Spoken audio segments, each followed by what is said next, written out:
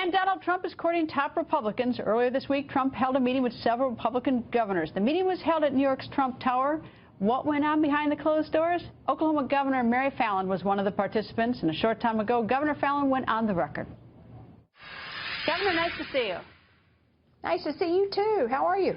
I'm very well. So, Governor, you and some other governors went to meet with Donald Trump the other day. Who went with you? Oh, we had a great meeting with Donald Trump this week. There were about 6 of us governors that went to talk to our presumptive Republican nominee for president about our states, about some of the challenges that we face, about solutions that we have been able to find in our own states, and about the presidential election and how important it is to the future of America. Did you learn anything new? You know, I think one of the things that people need to understand about Donald Trump is he is very passionate about the issues and about America and about changing the course of America in the right direction, to build back our economy, to make sure we have a strong national defense, that we support our military, we support our veterans, to certainly work on making sure we know who's coming in and out of our country, and to make our nation more friendly to business so we can create jobs and opportunities for our fellow Americans. But when you sit and talk to him one-on-one in a room, it's just like you and I talking, or like you would have a conversation with a member of your family. But when you get him up in front of a crowd, you know, he's a very entertaining guy, but yet he's also very serious and passionate about what he's talking about.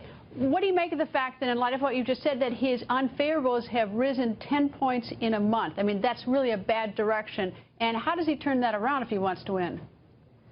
Well, I think he's got to talk to the heart of the American people. And you know, one of the biggest challenges that we talked about yesterday was how hard it is to compete with the national media and many who do not like the Republican Party or who love Hillary Clinton.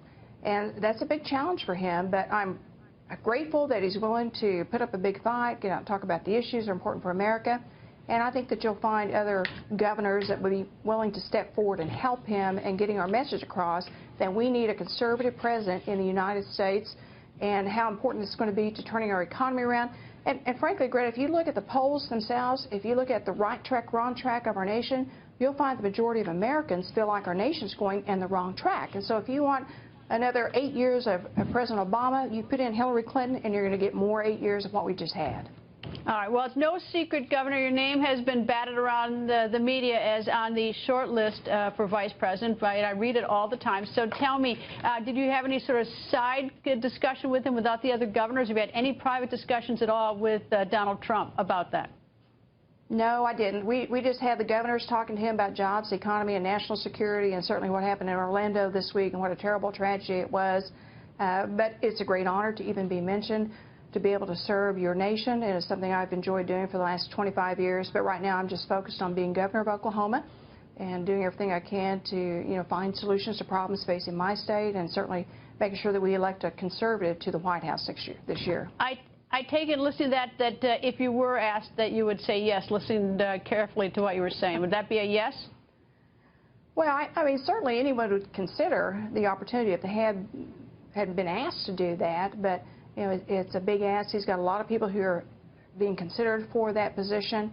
And I certainly enjoy serving our nation. But as I said, right now my focus is on Oklahoma.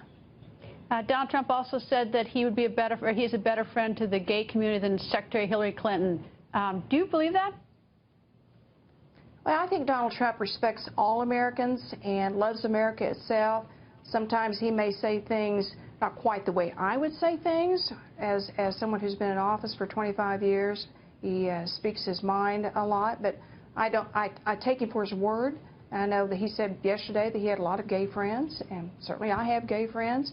You know, I don't know anybody that doesn't have a gay friend. And you know, the big thing is that we have to keep in mind is that jihadist terrorists want to kill Americans. Whether you're a woman, whether you're a Christian, a Jew, whether you're a gay person, we're all Americans first, and it's unacceptable that any American would feel threatened on their own land and their own state. And we need somebody tough that's going to be president of the United States, that's going to make sure that we have a strong national defense, that will spend the appropriate amount of money to beef up our military, and we become such a superpower with our military might and strength that other nations that have jihadist terrorists will be scared of the United States. Governor, nice to see you, and I hope you come back soon. Thank you, Governor. Thank you.